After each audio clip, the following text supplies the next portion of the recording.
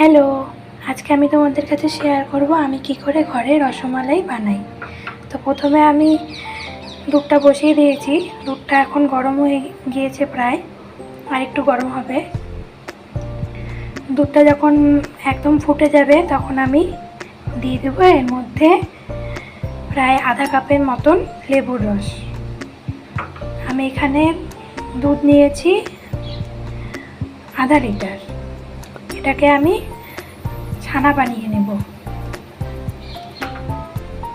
দেখো, দুধটা আমার পুরো বয়েল হয়ে গিয়েছে।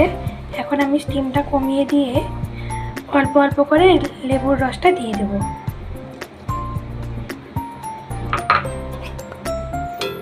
এবার এটাকে অল্প অল্প করে নাড়াচাড়া করে নেব।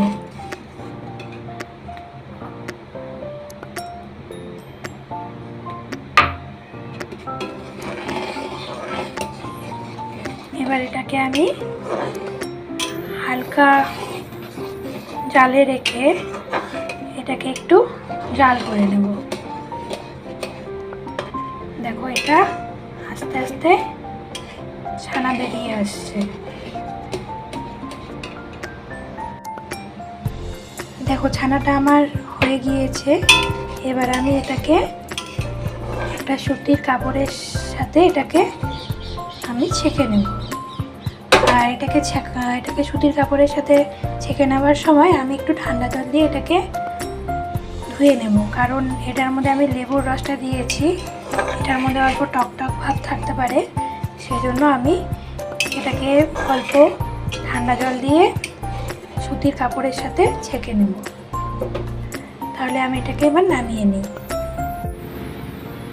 দেখো, আমি ছানাটা নিয়ে নিয়েছি আর নিয়ে নিয়েছি অল্প পরিমাণ ময়দা।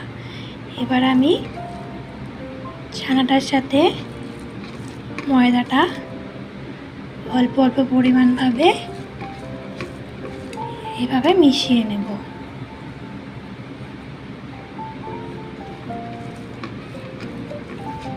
এবার আমি এটাকে ভালো করে, যেভাবে আটা আমরা মাখি সেভাবে এটাকে ভালো করে মাখিয়ে নিতে হবে অল্প অল্প ময়দা দিয়ে।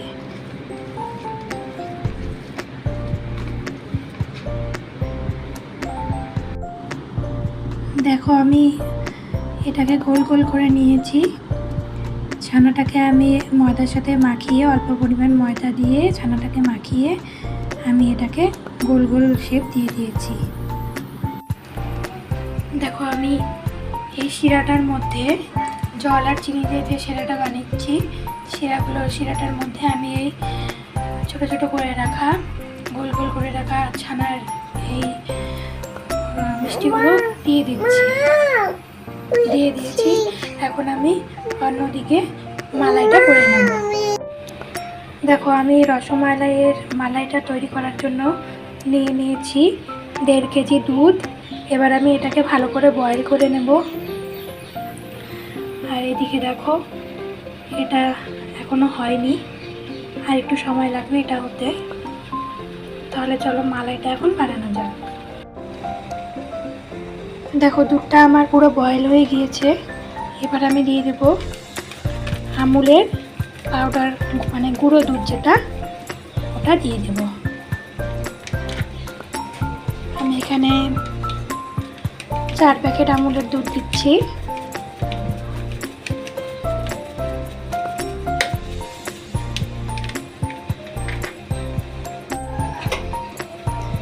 এবার আমি এটাকে ভালো করে নাড়াচাড়া করে নেব। আর এটাকে স্টিমটা কমিয়ে দিয়ে জাল হতে দেব। এটাকে একটু পরপর এভাবেই নাড়াচাড়া করতে হবে,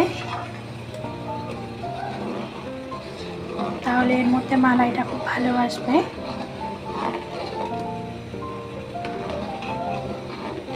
আমার এটা অত্যন্ত খুব প্রিয় একটি রেসিপি।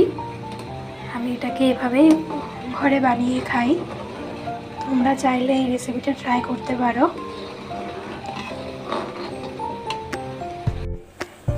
দেখো, আমার এখানে মালাইয়ের দুধটা প্রায় ঘন হয়ে আসছে।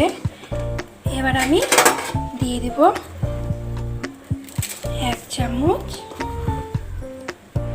2 চামচ, 3 চামচ, 3 চামচ চিনি।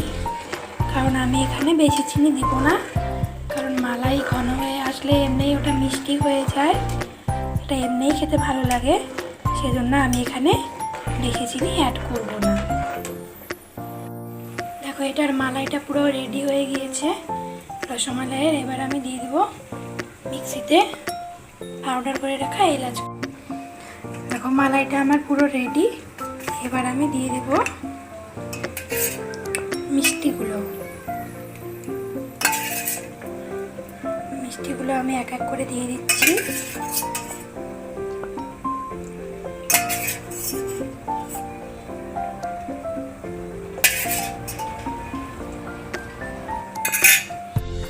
দেখো আমি রসমালাইয়ের মিষ্টিগুলো ছেড়ে দিয়েছি। আমার পুরো রসমালাই কমপ্লিট। এখন আমি এটাকে একটা আলাদা পাত্রে ঢেলে রাখবো। তোমাদের আমার এই রেসিপিটা কেমন লাগলো অবশ্যই আমাকে জানিও। তাহলে চলো এখন এটাকে অন্য একটি পাত্রে ঢেলে রাখা যাক। দেখো আমার রসমালাইটা পুরো রেডি। পুরো রেডি হয়ে গিয়েছে আমার রসমালাইটা।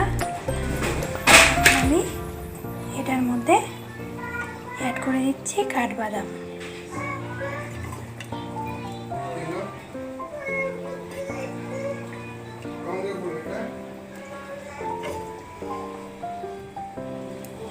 তোমাদের আমার এই রেসিপিটা কেমন লাগলো অবশ্যই জানিও।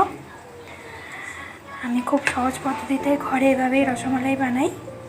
তোমাদের আমার এই রেসিপিটা কেমন লাগলো অবশ্যই জানিও। তাহলে আজকের মতন এখানেই শেষ।